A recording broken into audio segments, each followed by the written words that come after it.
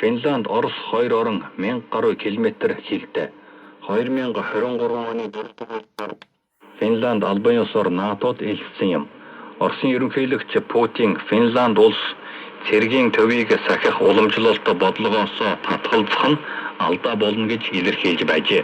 Орос улс НАТОгийн тасралтгүй тэлэлт нь Оросын аюулгүй байдал ашиг сонирхлыг алдагдуулж байгааг удаадараа онцолж, тактикийн болон стратегийн аюулгүй байдлаа хангахын тулд хариу арга хэмжээ авна гэжээ.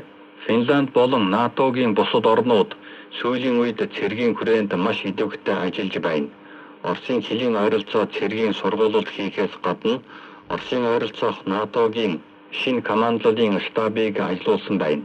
Эдийн засгийн хариу арга хэмжээ болгож Орос улс Финландтай байгуулсан эрчим хүчний гэрээний зарим нөхцөлийг цуцалжээ.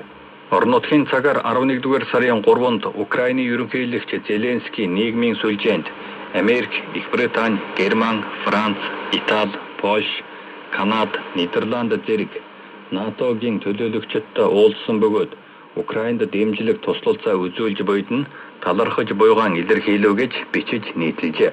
Өвөл болохоос өмнө Украины зарим хүчний системийн хамгаалалтыг бэхжүүлэх, үүний дотор агаарын довтлогооноос хамгаалах систем